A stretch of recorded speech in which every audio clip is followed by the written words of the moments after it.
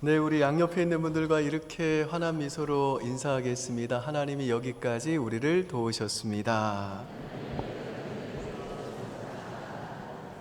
네, 여기까지 우리를 도우신 에베네셀 하나님이 오늘 2024년 마지막 날 또 마지막 시간에 예배하러 오신 여러분들에게 우리 시온 찬양대의 찬양의 가사처럼 큰 복을 주실 줄 믿습니다.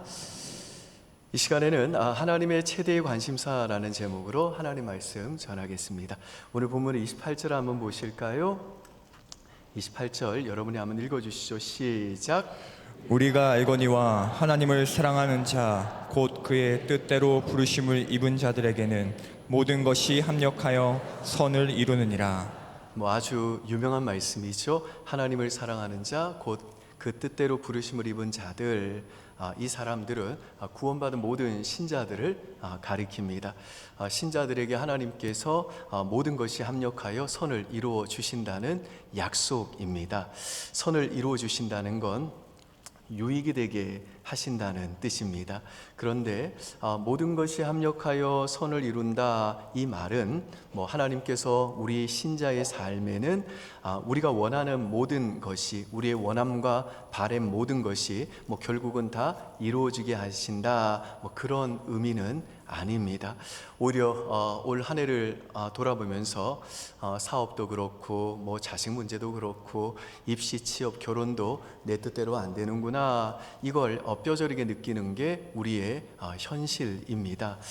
유진 오닐이라고 하는 작가가 쓴 밤으로의 긴 여로라는 유명한 희곡이 있습니다. 줄거리가 아주 단순해요. 한 가정이 나오는데 그 가족 구성원이 다 잘 살아보려고 노력을 했어요. 하지만 이 엄마는 마약에 중독이 되고 아버지와 두 아들은 이 분노와 질병으로 고통받다가 결국 이 가정이 풍비박산이 나고 맙니다. 마지막에 이 마약 중독에 빠진 그 엄마가 이런 고백을 해요. 한번 들어보시죠. 우리에게 닥쳐올 삶의 일들을 막을 수 있는 사람은 아무도 없어. 그런 것들은 미처 깨닫기도 전에 일이 벌어지거든. 또 일단 그런 일이 벌어지고 나면 내가 원하는 것과 전혀 딴판인 일을 하도록 만들고, 그러다가는 끝내 내가 원하는 나의 모습과 나 사이는 완전히 틈이 생기고 말지. 그리고는 진정한 자아를 영원히 잃고 마는 거야. 내가 잘 살아보려고 노력했는데 인생 살아보니까 내 마음대로 안 되더라는 거예요. 여러분, 이게 오늘 저와 여러분의 고백 아니겠습니까? 오늘 여러분 중에 혹시 나는 내가 원하는 대로 사라지더라 하시는 분 혹시 계시다면 제가 오늘은 설교 멈추고 그분의 좀 간증을 듣고 싶어요. 하지만 그런 분은 없을 거예요. 그러니까 나만 내 인생이 안 풀린다고 생각하는 게 아니라 지금 내 옆에 있는 사람도 똑같이 지금 그렇게 생각하고 있다는 거예요. 이 시간 우리 그런 점에서 양옆에 있는 분들 위로하면서 이렇게 다시 한번 인사하겠습니다. 마음대로 안 되시죠? 저도 마찬가지입니다.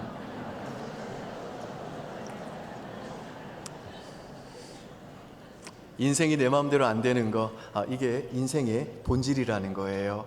자, 그렇다면 하나님께서 우리 신자의 삶에 일어나는 모든 일들을 합력해서 선을 이루어 주신다라는 이 말씀은 무슨 뜻일까요? 29절 한번 보실까요? 여러분이 한번 읽어주시죠. 시작.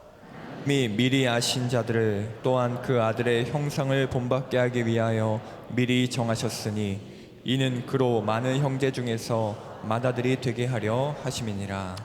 여기에서 하나님의 아신 자들이라는 이 표현도 신자들을 가리키는 표현이에요. 그런데 우리말 성경에는 빠져 있습니다만은 이 29절을 원문으로 보면요, 왜냐하면 이라는 이유를 설명하는 접속사로 시작이 됩니다.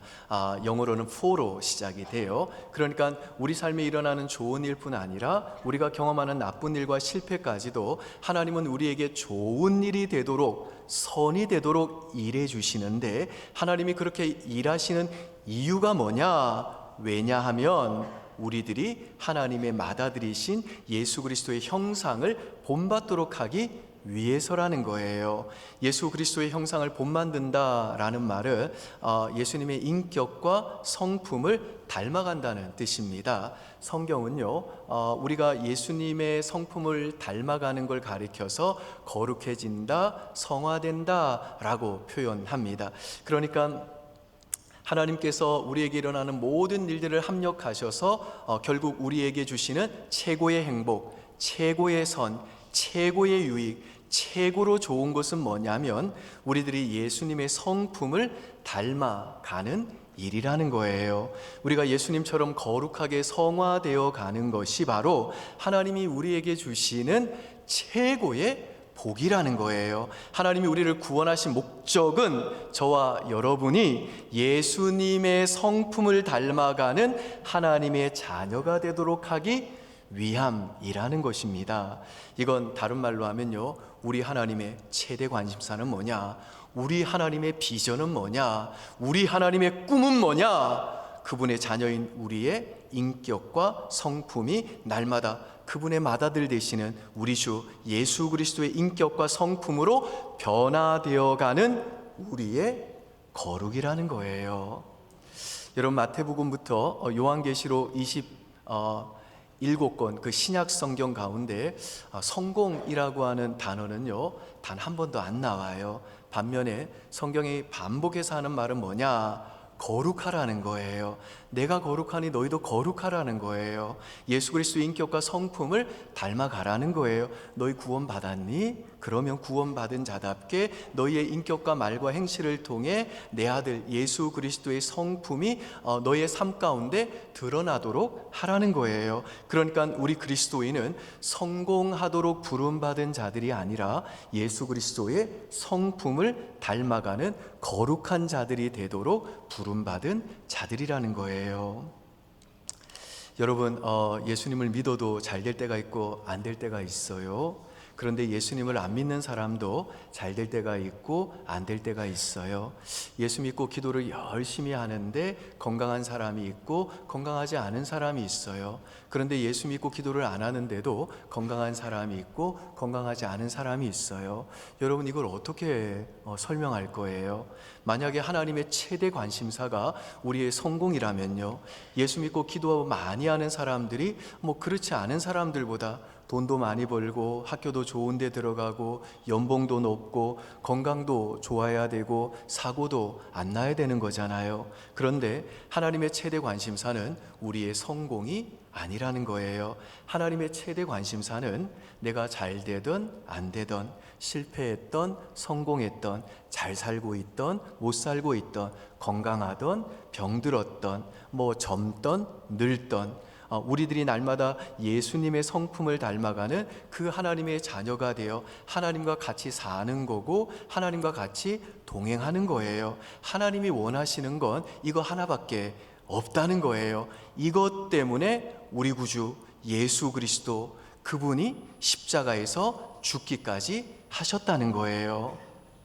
그러면 성공하지 말라는 말이냐? 아니에요. 하나님께서 여러분에게 성공을 주셨습니까? 감사하십시오. 그러나 그 성공을 목적 삼지 말고 나의 거룩을 위한 도구로 사용하십시오. 하나님이 여러분에게 실패 주셨습니까? 감사하십시오. 그리고 낙심하지 마십시오. 그 실패가 절대로 오래가지 않아요. 그 실패를 도구 삼아 하나님의 최대 관심사인 내가 예수 닮아가는 거룩함을 이루면 되는 거예요. 하나님이 여러분에게 많은 물질의 복을 주셔서 여러분이 부자가 되셨습니까? 감사하십시오. 그러나 절대로 그 부함을 목적으로 삼으시면 안 돼요. 그 부함으로 하나님의 거룩함을 이뤄야 되는 거예요. 하나님이 지금 여러분에게 가난을 경험하게 하셨습니까? 그 가난 역시 영원하지 않아요. 그 가난을 도구 삼아 하나님의 거룩함을 이루면 되는 거예요. 하나님이 우리를 구원하신 목적은, 우리를 부르신 목적은 성공이 아니라 거룩이라는 거예요. 왜냐? 우리가 예수 그리스도의 그 성품을 닮아가는 하나님의 자녀로 살아가는 것, 이게 바로 이 세상에서 우리가 누릴 수 있는 가장 큰 행복이고 하나님이 우리에게 주시기를 원하시는 가장 좋은 복이기 때문에 그렇다는 거예요. 믿습니까, 여러분? 자, 그렇다면 여러분의 올 한 해의 삶은 어땠습니까? 올해 여러분의 최대 관심사는 무엇이었습니까? 하나님의 최대 관심사인 거룩이 여러분의 관심사였습니까? 여러분 올 한 해에는 작년보다는 조금 더 예수님을 닮은 사람으로 거룩하게 변화되셨습니까?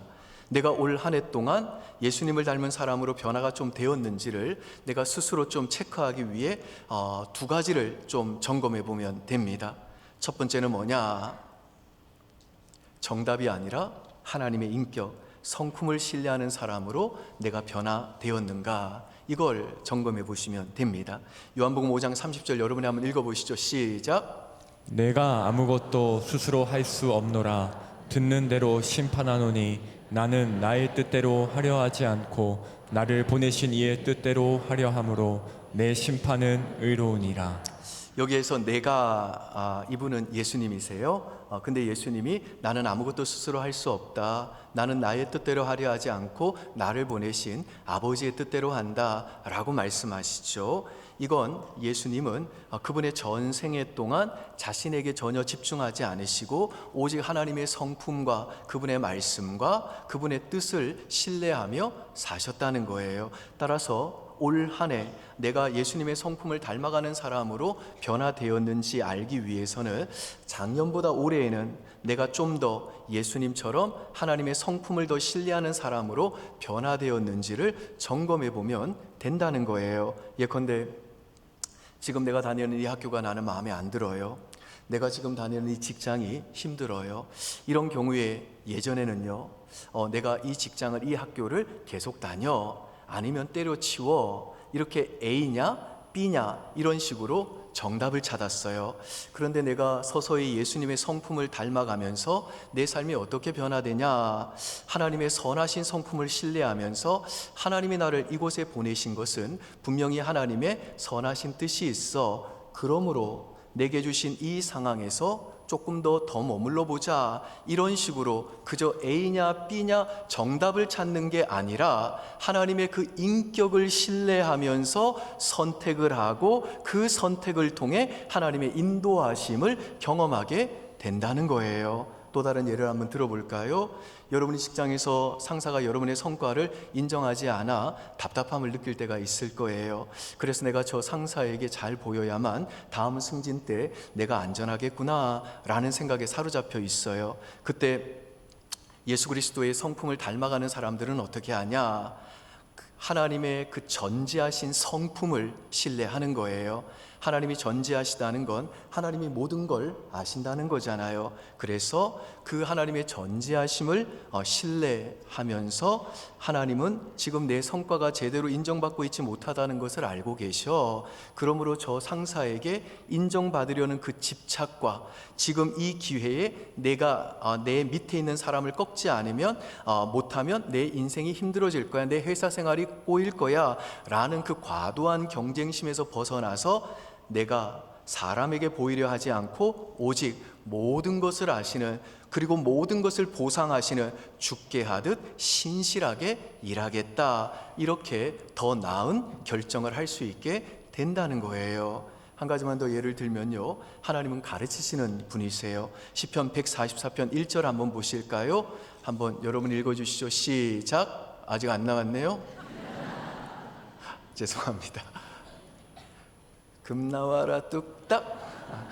제가 자막을 안 드린 것 같아요. 제가 읽어드릴게요. 나의 반석이신 여호와를 찬송하리로다. 그가 내 손을 가르쳐 싸우게 하시며 손가락을 가르쳐 전쟁하게 하시는도다. 이전에는 내가 혼자 마우스 클릭하는 거라고 생각했어요. 내가 그냥 책을 뒤져본다고 생각을 했다고요. 내가 그냥 내 머리로 영어 단어를 외운다고 생각을 했어요. 그런데 어느 순간부터 하나님이 나를 가르치시는 분이라는 걸 신뢰하게 되면 어떻게 변하게 되냐? 내가 지금 컴퓨터 모니터 앞에서 뭔가를 하고 선택하고 결정하는 이 영역 속에서도 하나님이 내 손가락을 가르쳐 내게 필요한 것을 가르치시고 그분의 뜻을 내게 보여주시고 내 삶을 인도하신다라는 이 확신을 가지고 내가 이걸 눌러야겠구나, 이것까지도 하나님의 그 임재를 의식하면서 결정하고 선택하게 된다는 거예요. 여러분, 어떤 선택을 앞에 두고 하나님의 인도하심을 구할 때 하나님의 성품을 신뢰하기보다는 A냐 B냐 이걸 따지면서 정답을 찾는 사람들은요, 늘 비교하고 가능성을 따지기 때문에 어떤 선택을 해도 불안해요. 그래서 지금 미국으로 유학 간 많은 청년들이 한국으로 돌아와야 될 것인가, 미국에 계속 남아서 승부를 봐야 될 것인가, 이걸 걱정하면서 둘 중에 어떻게 하는 게 좋을지를 비교를 해요. 한국보다는 미국에서 사는 게 좋아 보이지만, 근데 문제는 뭐냐, 미국에는 아무 인맥이 없어요. 그러니까 될 거라는 가능성을 찾지 못하겠다는 거예요. 또 설령 A나 B 중에 어떤 선택을 하더라도 내가 미처 예상하지 못한 한계와 그리고 또 변수가 있기 때문에 늘 그것이 불안한 거예요. 그러나 우리가 예수님의 성품을 닮아가면 우리의 삶이 어떻게 변하느냐, A냐 B냐 정답이 아니라 성경 말씀을 통해 변치 않는 신실하신 하나님의 성품을 계속해서 묵상하게 되고, 그분의 성품이 점점 더 내 삶에 무겁게 다가오면서 내가 그분의 성품과 그 말씀을 신뢰하기 때문에 내가 이 결정 내려야겠다 하는 이 확신 속에 선택을 하게 된다는 거예요. 그리고 그 선택을 통해 하나님이 예비하신 사람과 상황을 만나게 되고 내 환경과 내 한계와 내 기대와 생각을 뛰어넘는 하나님의 일하심을 경험하게 된다는 거예요. 믿습니까, 여러분? 제가 이번에 설교를 준비하면서 어떤 분이 출애굽기 1장을 설교하는 걸 듣고 참 이 은혜 받은 대목이 있었어요. 어떤 내용이냐면요, 거기에 보면 요게벳이 모세를 임신하잖아요. 아이를 이제 임신한 것이 얼마나 기쁜 일이에요. 얼마나 축복받을 일이고 얼마나 감사한 일입니까? 그러나 그렇지 않아요. 왜냐하면 이 여인이 아이를 임신하기 바로 직전에 애굽 왕이 만일 이스라엘 백성 중에 남자아이가 태어나면 다 죽이라는 명령을 내렸기 때문이에요. 성경에 나와 있지는 않았지만 이때 모세의 부모의 기도 제목은 오직 하나, 하나님, 얘는 딸이어야 됩니다. 아들이면 안 됩니다. 이거였을 거예요. 여러분, 이 엄마가 또 아빠가 그 아내의 배가 불러올수록 얼마나 긴장됐겠어요. 지금이야 뭐 초음파로 금방 알겠습니다만은 이 당시에는 뭐 성별을 알 도리가 없었잖아요. 모세의 부모가 절대로 딸은 안 된다고 얼마나 기도하고 또 기도했겠어요. 근데 웬걸요, 덜컥 아이를 낳아 보니까 아들인 거예요. 죽여야 됩니다. 죽이지 않으면 이 아들 때문에 부모님이 죽어요. 가족들이 죽는다고요. 세상에 이런 기구한 운명이 어디 있어요? 세상 말로 정말 이거 재수없는 일이잖아요. 그런데 여러분, 이때 요게벳이요, 자신이 낳은 그 아들이 장차 무려 200만 명에 이르는 그 이스라엘 민족을 이끌고 그 강력한 군대를 가진 애굽에서 나옴으로써 주변 모든 나라들이 하나님의 영광을 보게 되는 일에 위대하게 쓰임받게 될 것을 알았을까요?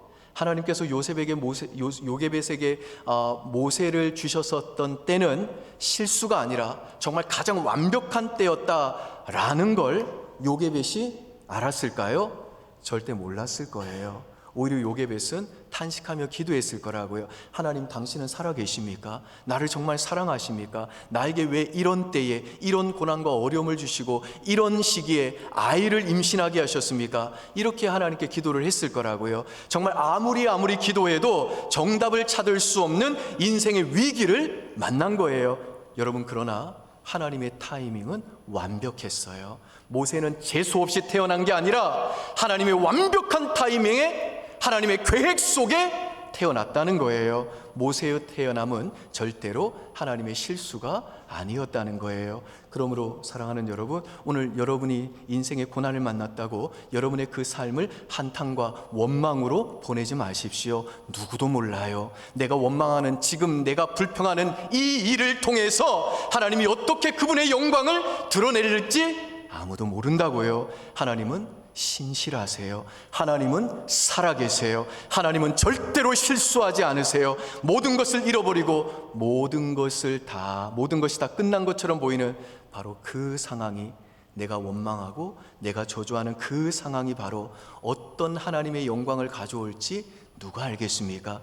그러므로 사랑하는 여러분, 정답이 아니라 선하시고 전지하시고 어떤 상황에서도 우리를 가르쳐 갈 길을 인도하시는 이 하나님의 신실한 성품을 끝까지 신뢰하는 예수 그리스도의 성품을 닮아가는 하나님의 자녀들 되시기를 주의 이름으로 축원드립니다. 두 번째로, 내가 올 한 해 동안 예수님을 닮은 사람으로 변화가 좀 되었는가, 이걸 알기 위해서는요, 이전보다 내가 사람들을 더 사랑하는 사람으로 변화되었는가, 이걸 점검해 보시면 됩니다. 하나님의 최대 관심사는 내 행동을 통해, 내 말을 통해, 내 눈빛을 통해 예수님의 성품이 드러나는 거라고 그랬죠. 그러면 우리가 어떻게 살면 예수님이 우리의 삶을 통해 드러나게 되는지 요한복음 13장 35절 한번 보실까요? 시작. 너희가 서로 사랑하면 이로써 모든 사람이 너희가 내 제자인 줄 알리라.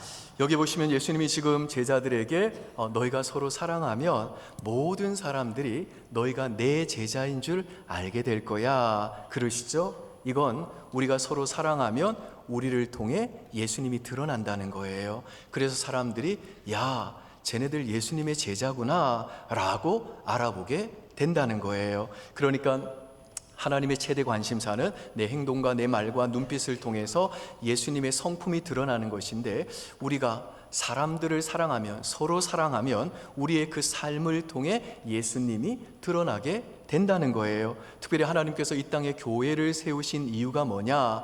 그리스도의 몸의 각 지체로 부름받은 우리가 서로 사랑함으로써 우리를 통해, 사랑하는 우리를 통해 그리스도가 이 교회를 통해 세상 사람들에게 드러나게 하기 위해 하나님은 이 땅에 자신의 아들의 핏값으로 교회를 세워 주셨다는 거예요. 그러므로 사랑하는 여러분, 오늘 여러분 중에 혹시 가정에서 남편과 아내 간에, 혹은 또 부모와 자식 간에, 그리고 또 교회 안에서도 남녀 여전도 회원들 간에 다툼이 있고 미움이 있고 용서치 않는 마음을 가지신 분들 계신가요? 예수 믿는다고 하고서 집사고 권사고 장로고 목사인데도 한 번 찍히면 끝인 사람이 있어요. 한 번 찍히면요, 서라 쳐다보지도 않아요. 교회 왔는데도, 옆에 앉아 있는데도 쳐다보지도 않아요. 여러분, 우리는 그리스도의 몸이기 때문에, 각 지체들이기 때문에 그런 행위는요, 내가 내 팔다리를 스스로 자르는 거예요. 완고한 마음, 용서치 않는 마음으로 나 쟤 쳐다보기도 싫어, 쟤 잘라버릴 거야, 그렇게 자르는 순간 내가 잘려서 내가 나가는 거예요.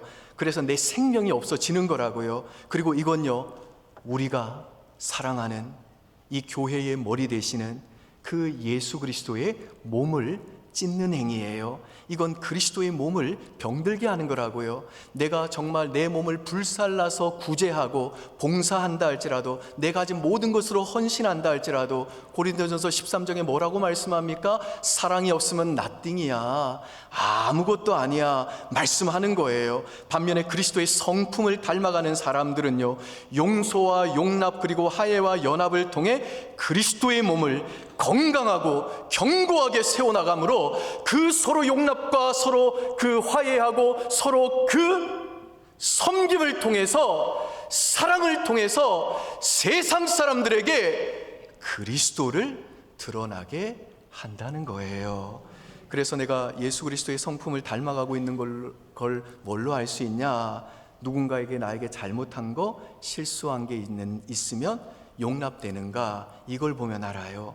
그리고 내가 무언가를 실수하고 잘못했을 때 내가 먼저 손 내밀고 진심으로 사과가 되는가, 이걸 보면 알 수 있는 거예요.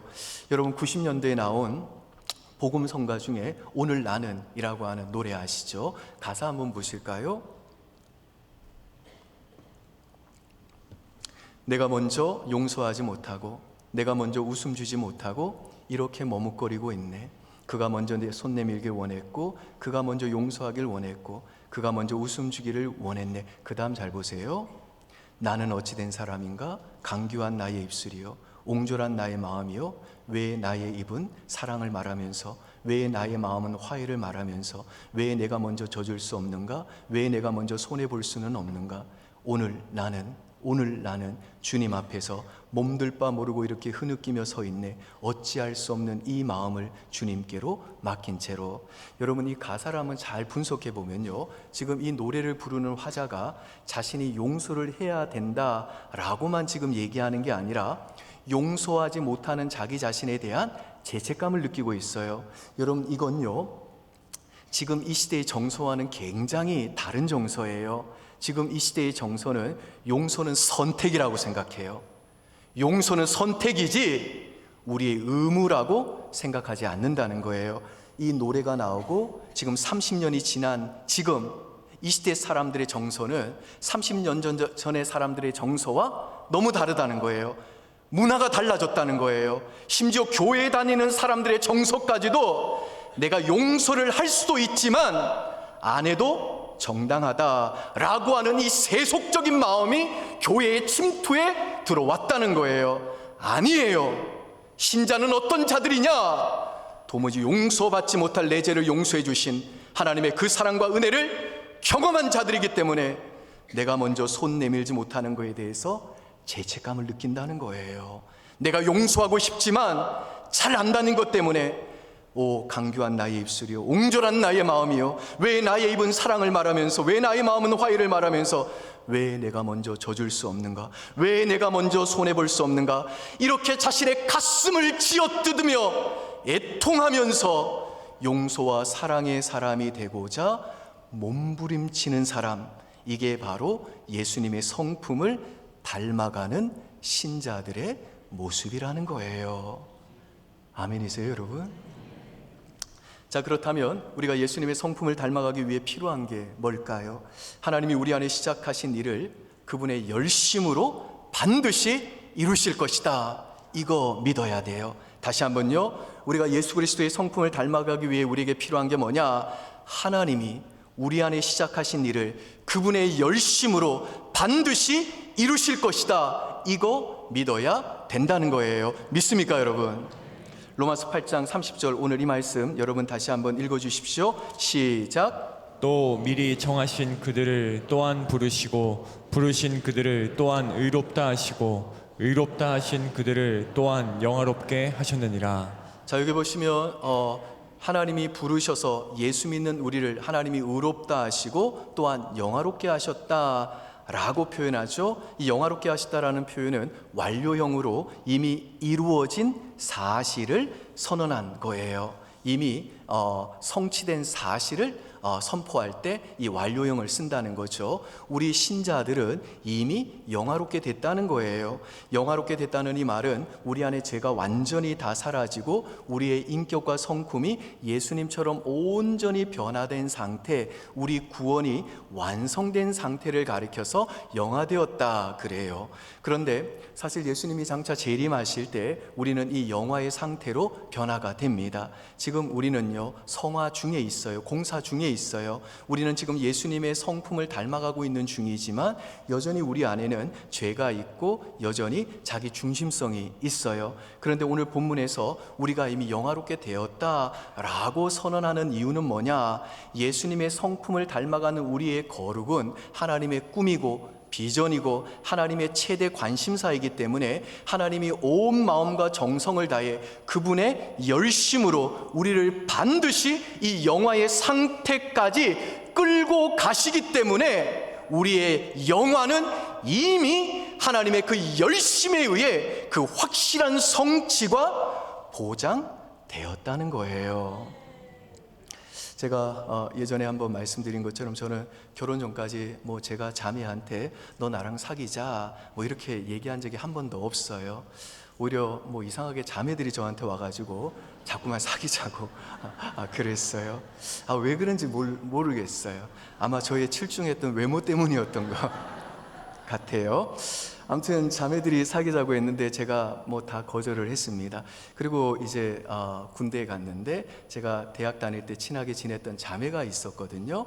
근데 제가 군대 딱 가가지고 밤에 이제 경계 근무를 쓰는데 달을 보는데 자꾸 그 자매 얼굴이 떠오르는 거예요. 그래서 야, 내가 그 자매를 좋아하나 보다. 그래가지고 제가 제대하자마자 그 자매한테 전화를 걸어가지고 너 이번 주 토요일에 나랑 곤지암에 가서 소머리 국밥 같이 먹자. 그랬어요. 제 딴에는 데이트 신청을 한 거예요. 이제 고백을 하려고. 돈가스도 있고 파스타도 있는데 왜 하필 소머리 국밥을 먹자고 했는지 아직도 이게 나는 미스테리야. 아무튼 그랬는데 그 자매가 하는 말이 지연아 늦었어. 오늘 나 소개팅해. 그러더라고요. 그리고 그 자매가 소개팅하고 바로 결혼해버리더라고요. 그래서 제가 지금도 소머리 국밥을 잘 안 먹어요. 혹시 저랑 이 밥 먹으실 분들 꼭 이렇게 참조하셔서 소머리 국밥 삑. 다행히 그 자매랑 안 되는 바람에 너무 좋은 지금의 제 아내를 만나서 결혼을 했죠. 결혼 후에 제가 뭐 제 아내랑 무슨 이야기를 하다가 그 자매 얘기를 했어요. 알고 보니까 또 그 자매 우리 아내의 또 절친한 언니랑 같이 그 자매가 일하고 있더라고요. 세상이 참 좁더라고요. 아무튼 그때부터 제 아내가 그 자매를 달자매라고 부르기 시작을 했어요. 달자매. 그리고 이제 제가 동창 모임에 간다고 그러면 달자매도 온대? 뭐 물어보는 거예요. 그리고 한 몇 달 전에는 제가 아내랑 밤에 이제 조깅을 좀 했었는데 하루는 정말 달이 휘영청 이렇게 엄청 둥글게 떠가지고 여보 저 달 좀 봐. 엄청 둥글고 이쁘다. 그러니까 제 아내가 하는 말이 당신은 앞으로 달도 쳐다보지 마. 기분 나빠. 그러더라고요. 와, 여자의 질투. 근데 여러분 제가 그때 기분이 나빴을까요? 아니에요. 야, 이 여자가 이렇게 나를 사랑하는구나. 내심 마음이 너무 좋더라고요. 기뻤어요. 여러분 성경에 보면 하나님이 우리를 질투하기까지 미친 듯이 우리를 사랑하신다 그래요. 예컨대 십계명 중 제2계명에 보면 나는 질투하는 하나님인즉 너희는 우상 만들지 말아라 그러세요. 그런데 이 똑같은 질투라는 단어가 이사야 9장에도 나오는데요. 이사야 9장에 보면 하나님께서 자신의 그 독생자 예수 그리스도를 이 땅에 보내셔서 우리를 구원해 주시겠다 약속을 주신 다음에 만군의 여호와의 열심히 이를 이루리라 선언하세요. 이때 사용된 이 열심이 바로 질투라는 단어예요. 그러니까 하나님께서 질투하신다는 말은 뭐 사촌이 땅을 사면 배가 아프다라고 하는 우리가 가진 어떤 이 악한 본성으로서의 질투가 아니라 내가 너무너무 사랑하는 배우자나 연인이 외도를 할 때 정말 그를 너무너무 사랑하기 때문에 그의 진정한 행복을 위해서 그를 향해 가지고 있는 사랑의 그 감정이 바로 하나님께서 우리를 향해 가지고 계신 질투의 감정이라는 거예요. 이 질투라는 것은 그렇기 때문에 사랑이 있을 때에만 가능한 감정이라는 거예요. 그래서 하나님의 질투는 우리를 향한 깊고도 헌신적인 사랑의 열심이라는 거예요. 하나님은 우리를 질투하기까지 그 사랑의 열심으로 우리 안에 시작하신 그 아들 예수 그리스도의 성품을 닮아가게 하는 그 거룩한 일을 반드시 이루시고야 마신다는 거예요. 빌립보서 1장 6절 보실까요? 여러분이 읽습니다. 시작. 너희 안에서 착한 일을 시작하신 이가 그리스도 예수의 날까지 이루실 줄을 우리는 확신하노라. 이 말씀 보니까 우리 안에 착한 일을 시작하신 분이 누구십니까? 하나님이세요. 하나님이 저와 여러분 안에 예수님 성품 닮아가는 이 거룩한 일을 시작하셨다는 거예요. 그런데 그 하나님은 어떤 분이시냐? 하나님은 자신이 시작하신 일을 절대로 포기하지 않으세요. 절대 뒤로 물러나거나 절대로 좌절하지 않으세요. 낙담하지 않으세요. 하나님은 한 번 시작하신 일을 반드시 완성하시는 분이시라는 거예요. 여러분 혹시 예레미야 33장 3절 말씀 암기하는 분 계시나요? 333 외우기 쉽죠. 뭐예요? 너는 내게 부르시리라 내가 내게 응답하겠고 내가 알지 못하는 크고 은밀한 일을 내가 내게 보이리라 이 말씀이잖아요. 그런데 이 예레미야 33장 3절이 왜 중요하냐? 그 중요한 이유가 뭐냐? 그 앞에 있는 2절 때문이라는 거예요. 한번 보시죠. 여러분이 있습니다. 시작. 이를 행하시는 여호와 그것을 만들며 성취하시는 여호와 그의 이름을 여호와라 하는 이가 이와 같이 이르시도다. 여기에 보니까 하나님은 어떤 분이십니까? 한 번 하신 일을 반드시 만들어 성취하시는 분이에요. 바다가 막혀 있다면 그 바다를 가르시고, 성벽이 막혀 있다면 그 성벽을 무너뜨리시는 하나님이세요. 길을 내시는 하나님이시라는 거예요. 여러분, 우리 하나님은요, 변덕스러운 분이 아니세요. 하나님의 성격이 변덕스러우면 우리는 늘 불안해할 거예요. 그러나 우리 하나님은요, 어제나 오늘이나 내일이나 변함없으신 신실하신 분이시고, 한 번 계획하신 일은 절대 포기하지 않으시고 낭망하지 않으시며 그분의 열심으로 반드시 완성하시는 하나님이세요. 그러므로 사랑하는 여러분, 우리를 그리스도의 성품을 닮은 하나님의 자녀로 변화시켜가는 이 하나님 아버지의 최대 관심사가 여러분의 비전과 꿈이 되게 하시고 여러분의 최대 관심사가 되게 하십시오. 날마다 예수 그리스도를 닮아가는 이 거룩한 하나님의 자녀로 성화되어 가는 일을 게을리하지 마십시오. 물론 내 성품과 내 성질이 금방 변하지는 않을 거예요. 우리 평생의 이 성화의 과정이 진행이 될 거예요. 그러나 하나님의 그 전능하신 그 손이 우리를 포기하지 않으시고 계속해서 우리를 다듬어 가실 거예요. 하나님은 우리를 절대로 포기하지 않으세요. 반드시 우리 안에 착한 일을 시작하신 하나님이 끝날까지 이루실 거예요. 그러니까 여러분도 포기하지 마십시오. 하나님이 포기하지 않으실 겁니다. 여러분이 죄짓고 넘어지면 하나님께 여러분이 이렇게 말씀하실 거예요. 하나님 나한테 실망하셨죠? 아니에요. 하나님은 절대 실망하지 않으세요. 하나님은 또다시 하실 거예요. 그리고 하나님은 그분의 집요한 열심으로 마침내 우리들이 죄로부터 완전히 자유케 되고 그리스도의 그 성품을 온전히 닮은 아름답고 거룩하고 완벽한 자녀로 영화롭게 되는 우리의 그 구원이 완성되는 그 자리까지 우리를 이끌어 가실 거예요. 그러므로 사랑하는 여러분, 하나님이 시작하신 일을 반드시 이루실 것을 확신하는 이 믿음과 날마다 예수 그리스도의 성품을 닮아가는 거룩한 하나님의 자녀가 되겠다는 이 결단 가지고 곧 밝아오는 2025년 이 새해를 소망 가운데 맞이하시기를 주의 이름으로 축원드립니다. 네, 시간 아까 제가 언급했던 찬양 한번 같이 부르면서 우리 회개하는 시간을 좀 갖도록 하겠습니다.